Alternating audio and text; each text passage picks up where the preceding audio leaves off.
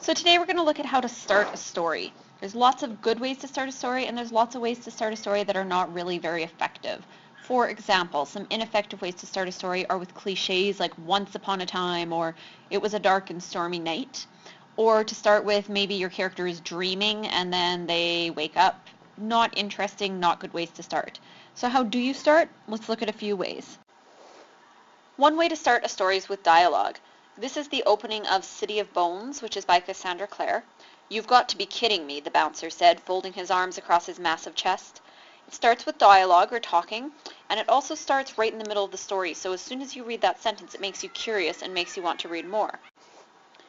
Second way you can start your story is in the middle of the action. This is the opening from a detective story by Anthony Horowitz. "There was just one question I had to ask myself. How could I have ended up dangling from a flagpole, 12 stories above a street in North London, with an armed maniac walking toward me, a rabid dog snapping at my fingertips, and the world's worst detective clinging to my ankles?" So this is the kind of story that's probably going to do a flashback later to explain how he did get into this situation.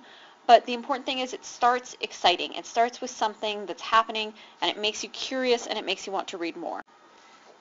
And a third really effective way to start is with a sound effect. So this is just something I wrote. "Crash! The entire pyramid of tin cans collapsed around my feet, leaving me standing in a knee-high pile of empty Pepsi cans."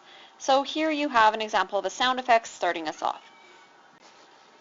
And I'm sure you've noticed what all of these have in common. They all start in the middle of the action. A really common thing that we see with students in grade 6 who want to write a story is that the story starts with a whole bunch of boring description. We get a lot of things where people say things like, "Hi, my name is Susan. I am going to tell you about this." Or we get, "Susan got out of bed. She got dressed and brushed her teeth. She was going to school." It's not interesting, and let's be honest, if you picked it up in the library and you saw that, you would not keep reading. You would put it back on the shelf. So what you want to do is start in the middle of the action. So now let's quickly review what we've learned about how to start a story. Remember, we always start in the middle of the action. Once you have started in the middle of the action, you don't have to stay there. So for example, in the detective story we read where he said, "How could I have wound up dangling from this flagpole with all of this going on?" He goes back. He says, "It all started 3 weeks ago when this happened." So you can do a flashback to tell what happened, or you can keep going. But what you don't want to do is start with the boring part. You want to start with something that's going to make people excited. And one good way to do that is by using dialogue. You can start your story by having people talk to each other. Another great way to do that is by starting in the middle of the action.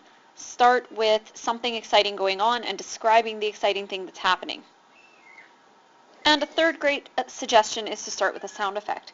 Just make sure your sound effect is of something exciting happening.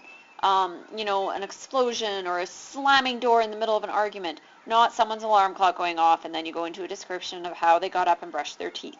Okay? So there you go. There you have it. 3 good ways to start a story, and you're ready to start yours.